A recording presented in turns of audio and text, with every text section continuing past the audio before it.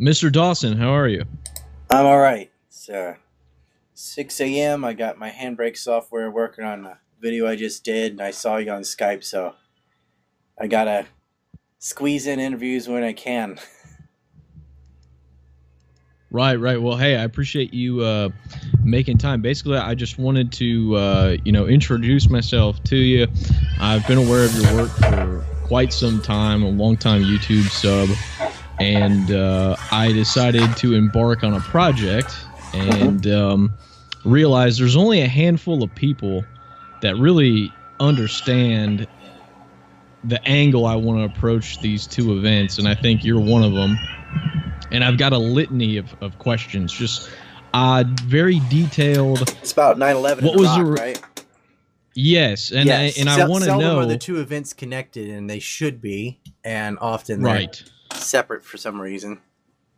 Right. And I'm in my early 30s now, so I was a teenager during the W era with the Iraq War, 9/11, and the liberals, they God bless their sweet little hearts, they banged on the empire and war for oil, but nobody ever connected the Israeli angle and how Sharon and Bibi wanted the war. And this 9/11 story is totally absurd. And Jewish neocons that wrote policy papers for Israeli prime ministers wrote the script and all the lies from the OSP about the war. Right.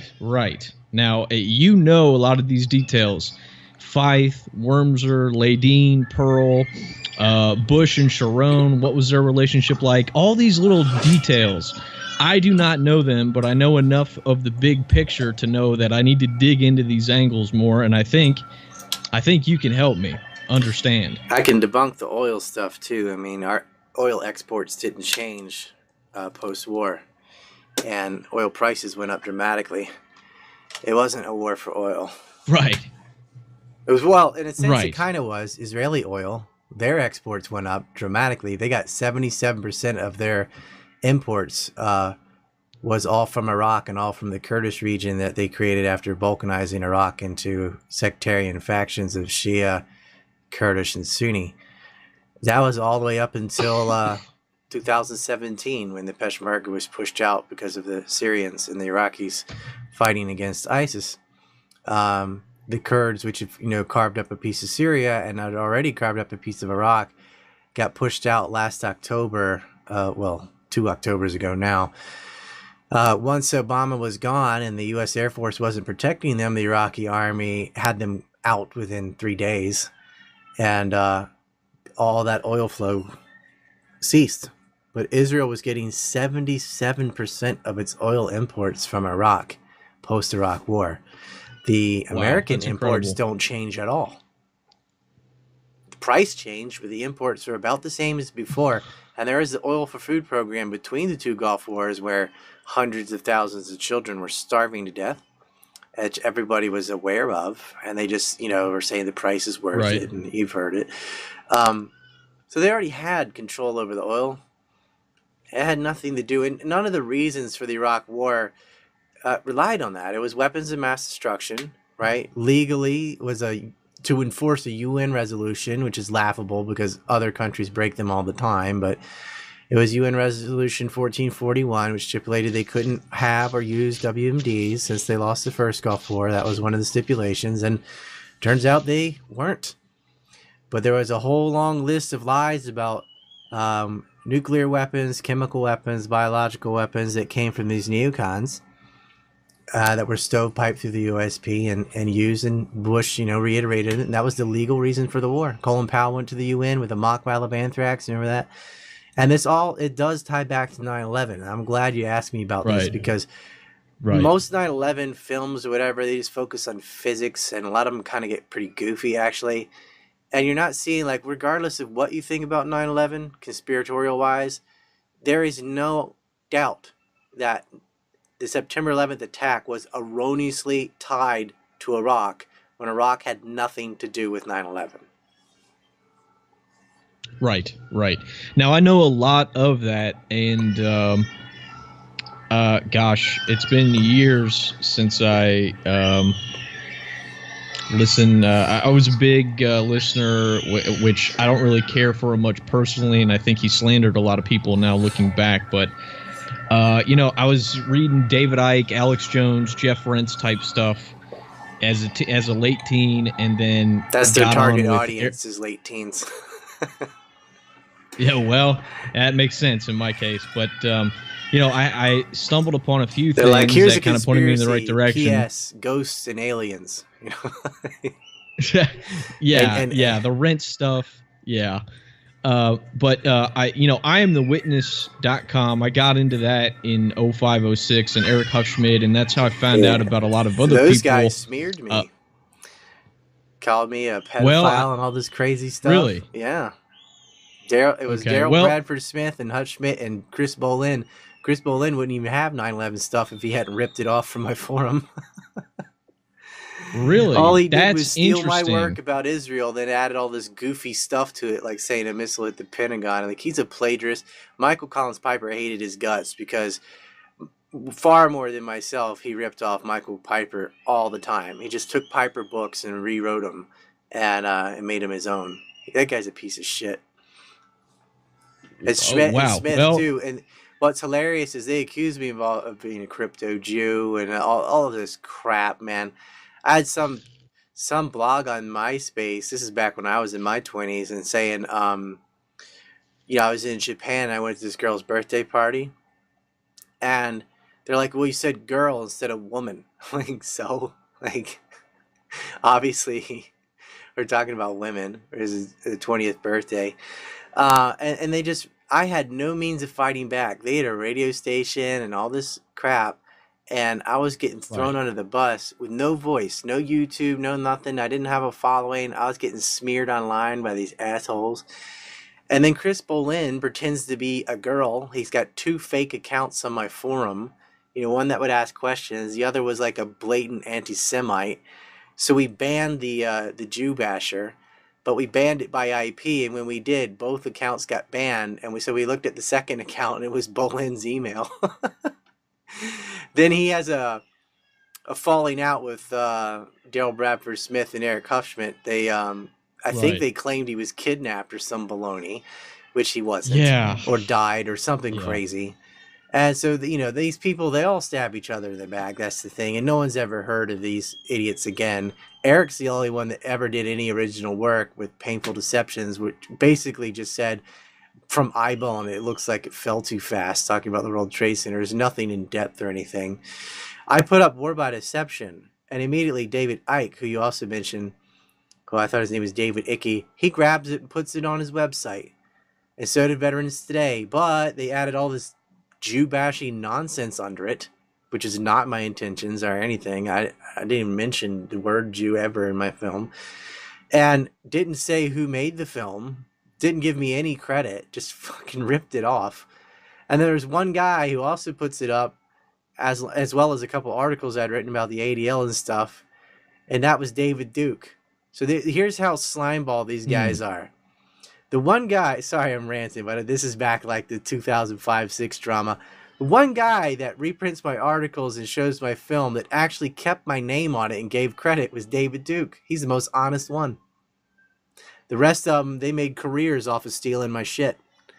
And so Chris Bollyn can kiss my ass, and Eric Huffschmidt and Daryl Smith especially, the French connection they did. And all they did was like go around calling everybody Jew and crypto Jew. It reminds me of like the Brendans of today, who do the same thing. Everybody's an agent or whatever. So yeah, Brendan O'Connell. Yeah, he's lost his mind. He was like, Operation Talpiot. Yeah. I'm like, Talpiot is just a recruitment program. That's all it is. Yeah. And he lost his shit. Well, I'm a Piper fan, and I've got those RBN archives, and at the time back then, I was more or less just tuned into I'm the Witness, and later to come to find that they just slandered all these people, something terrible. And they stole stuff too. And Missing Links was just, all they did was read a paper by Dr. William Pierce called Who Rules America, didn't update it, didn't give any credit, made a movie about it, and it was like, wow, you're so in depth about your knowledge of Zog, whatever. And I'm the one that gave that paper to Mike Delaney. I'm like, here, read this. I mean, this guy's a racial separatist, and I don't agree with that. But what he's saying is factually true about all these magazines and television stations and stuff. They made a film. Didn't say anything about National Alliance or Dr. Pierce or where they got it from. And then that guy died, so he couldn't say anything. And they just wholesale ripped it off and made a movie. And that's basically what 9/11 Truth is a bunch of people stealing other people's work and plagiarizing. And I got sick of it. Like, there is an Israeli and Saudi connection to 9/11, but it's been so covered in filth by white separatists or people who believe in lizards, aliens, holograms, you name it. Anything that could either make it toxic or laughably stupid has been attached to 9/11, so that people kind of stay in the closet. They may have their opinion about 9/11, this or that, but they don't want to be associated with the aliens and ghosts or the white separatists, so they just be quiet. They've done more damage about 9/11 than anyone, far more than the government could create. It's just the idiots taking the ball and running on their own. Well, I'm a bit taken aback that you had that experience. I was totally unaware. Especially with Bollyn. I thought Bollyn, if I'm going to forgive any of the people, I asked him to debate. I'm the witness, Adam it'd be Green Bollyn. asked him, and he refuses. He runs away like a little chicken shit. The guy, and that's why if you're a Piper fan, you know how bad he hated Bollyn, because Bollyn would just steal stuff from Piper all the time. I don't know much about that. I know there was a falling out with I Am the Witness. It sounded like these two guys were pumping Bollyn to talk trash about AFP after this arrest, and then to come to find out, they talked trash about Piper in 06, 07, but then I guess a couple years before Piper died, he had a show with DBS. So it's very difficult for me to keep track of the drama that happened. Couple years before Piper died, he was so desperate for money. He'd lost his home, he'd lost his job, his other house was on fire. He had to go live out on a farm with Mark Glenn, who's got like 20 kids. He would have done anything on any show because they ruined his life. American Free Press made so much money off of Piper's books on JFK, for example, Final Judgment, and that wasn't going to Piper, man. They made a killing off of him. Piper worked his ass off the old school way, doing the paperwork as a prior to the internet. This guy is exposing these things in the 80s and never really got a dime. He was living hand to mouth his whole life. And then he had these heart complications, which were real. I mean, veterans today and Fetzer and those assholes made clickbait out of Piper's death, saying the Mossad killed him or something ridiculous. He was in and out of the hospital, and his medical expenses ruined him. And I emailed him with it. Like, I had him on. We talked about JFK and stuff, and I was trying to get him to come out to Japan with Michael Kyle, and we were going to start our own thing over here. We had a place for him to stay and everything. It never came to fruition. He probably couldn't have even made the flight. That's how bad his health was. So it really pisses me off how they turned his death into a circus, and how this man's work has been just robbed, and the credit isn't given where credit belongs. And these guys have made careers out of just plagiarizing him and others. It's just sick. And I wish I could have helped him more. Those final broadcasts that he did, the one or two, I forget how many there were, he's extremely bitter, and I was totally unaware that he fell out with Willis Carto and AFP. So, you've been around, you were probably plugged in and aware of what all's gone down. Do you remember him asking, would you pay for a subscription? I don't think enough people would. Right? That was his last broadcast. He was trying to go solo and do that. And man, I wish I could have helped him. But I was living hand to mouth too at that time. But if he had just made it a few more years, there were ways to monetize, and there are now. And he could have been a lot more. But he never got that. He never saw it. He was just bitter and died alone with his cat. And his brother has his work. Like, he had an unwritten book on his computer, which I would like to finish and publish, but don't have access to that. And I've written to Mark Glenn. He just blows it off. And I don't understand it, man. It's and Piper endorsed my work on 9/11, and I have been building on his work on JFK. Saved me years of time. And it's really sad that, he'll be known after he's dead, I hope. But I don't know.